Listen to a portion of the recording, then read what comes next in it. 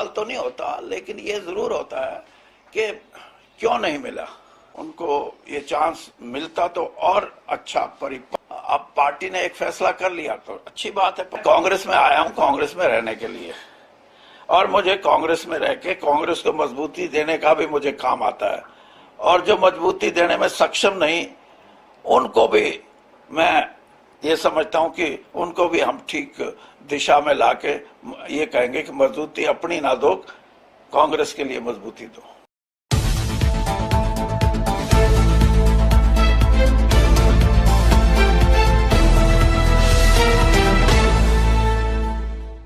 जितेंद्र सिंह जो हिसार से सांसद थे बीजेपी के, वो बीजेपी के सांसद रहते हुए कांग्रेस में गए।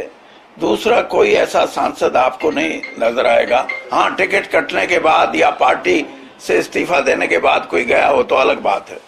तो ये जरूर है कि जितेंद्र सिंह वैचारिक रूप से वो कांग्रेस को पसंद करते हैं, और इसीलिए उन्होंने मुझसे भी ये कहा कि हम सब कांग्रेस में हमारे को जाना चाहिए, क्योंकि कांग्रेस में हम अपनी बात कह सकते हैं। और कांग्रेस को उन्होंने मुझसे भी कहा कि आपका लंबा तजुर्बा है और हरियाणा में कांग्रेस को मजबूती भी आएगी और ये जरूरी है। और दूसरा कोई ये कहे कि ब्रजेंद्र सिंह इसलिए गए थे कि मैं तो आ तो गया, वैचारिक रूप से मुझे टिकट तो ना दो, ये नहीं होता। कई तो कहते हैं जी कमिटमेंट, क्या कमिटमेंट? एक आदमी जो भारतीय जनता पार्टी का एमपी है और वैचारिक रूप से वो कांग्रेस में आता है, और जिसका दूसरा चुनाव लड़ने का मौका होगा, वो उससे आप ये छोटी राजनीति की बात है कि हमारे को लिख के दिया नहीं दिया, या पार्टी ने उनको अश्योर किया नहीं किया, कमिटमेंट की, जिसको मैं ये छोटी राजनीतिक सोच की बात है। एक आदमी जिसका अपना एक राजनीति में स्तर है, और स्तर भी उसका अपना नहीं है, एक पारिवारिक जो उसका सोच है, उसको वो ये मानता है कि किसान की अगर लड़ाई लड़नी है, वो ये मानता है कि हमारे को जो स्वतंत्र विचारों की लड़ाई लड़नी है, हमारे को प्रजातंत्र के लिए कुछ ऐसे आमूल चूल जो चीजें हैं उनको बना के रखना है, तो कांग्रेस अच्छा प्लेटफॉर्म है। और अच्छे प्लेटफॉर्म पे जाने का मतलब ये नहीं कि आप मुझे टिकट दो ना दो। उसका अभिप्राय ये था कि वो कांग्रेस में आए, और वो गए, और वहां उनके मन में जो बात थी वो भी उन्होंने दर्शाई। और ये भी बात है कि वो उन्होंने कहा कि मैं हिसार से एमपी हूं और हिसार से ही मुझे प्रत्याशी बनाया जाए। मिला नहीं तो मलाल, टिकट तो नहीं मिली। देखिए, मिला नहीं का मलाल तो नहीं होता, लेकिन ये जरूर होता है कि क्यों नहीं मिला। अब क्यों नहीं मिला का तो आप अंदाजा लगा सकते हैं, लेकिन ये नहीं होता कि नहीं मिला तो बस पता नहीं क्या। मेरा तो राजनीतिक जीवन में ये जो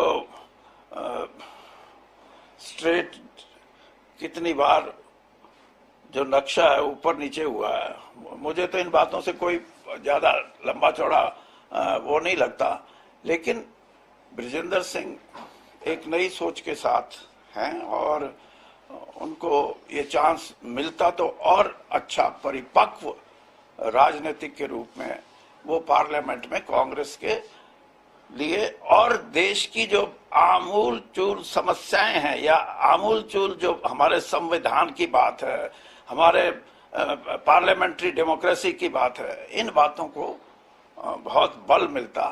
अब पार्टी ने एक फैसला कर लिया तो अच्छी बात है। पार्टी ने कोई पैमाना रखा होगा, कोई उसके हिसाब से। ये भी तो आप लोग सेटिस्फाई हैं या उसके खिलाफ, या कोई ऐसा है कि जैसा है कि उस पर आगे बढ़ेंगे? कैसे नहीं आगे बढ़ेंगे किस लिए? तो कांग्रेस में ही आगे पारी रहेगी, और मौके हैं?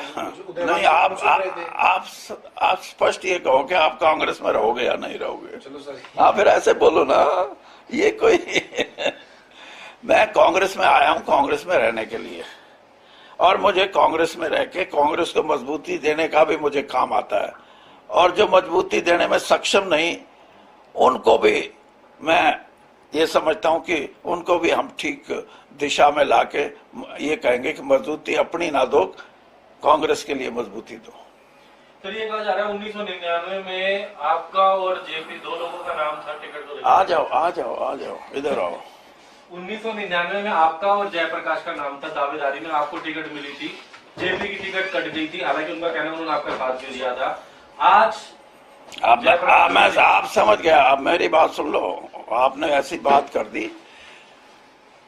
मैं उस समय उत्तर प्रदेश का प्रभारी था और मैंने कांग्रेस अध्यक्ष को ये कहा था कि क्योंकि मैं प्रभारी हूं और मैं लोकसभा का चुनाव नहीं लड़ सकता, तो मैंने ये जरूर है कि जयप्रकाश के लिए कहा कि आप इनको लड़ाओ। मेरी पसंद थी वो उस वक्त, क्योंकि बहुत कुछ क्योंकि वो कांग्रेस में भी मेरे थ्रू आए थे। आज वो कुछ ही बोल सकते हैं, आज ये भी कह सकते हैं कि मैं तो हुड्डा के थ्रू आया था, तब मैं था कांग्रेस में किसी को लाने के लिए। तो मैंने कांग्रेस अध्यक्ष को स्पष्ट तौर पे कहा था और जब उन्होंने बात नहीं मानी तो खुद जयप्रकाश ने ये कहा था कि मेरे को तो नहीं मिलता, आप लड़ लो चुनाव। हालांकि मेरा चुनाव लड़ने का इरादा नहीं था।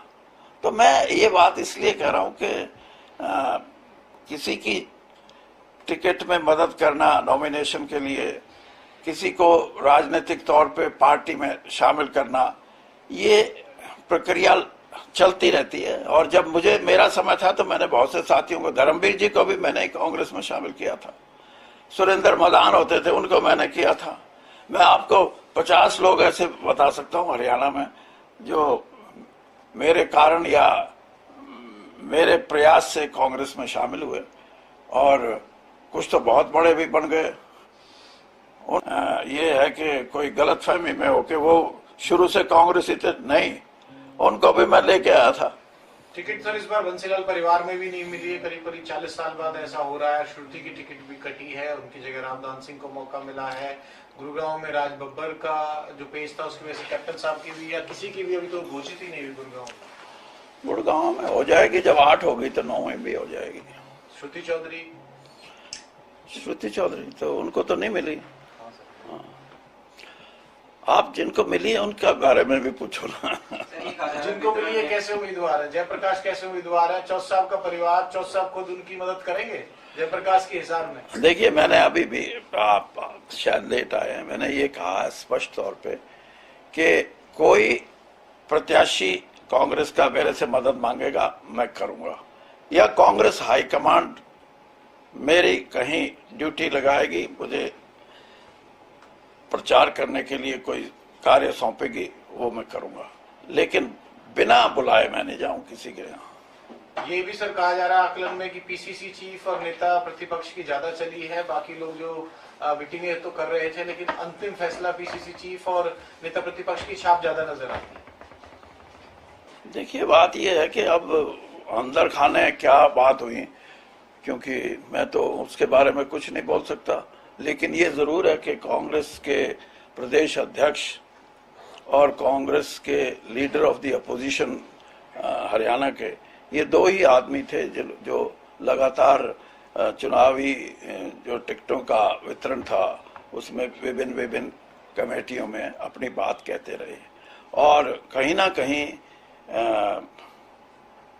रणदीप सुरजेवाला जी को और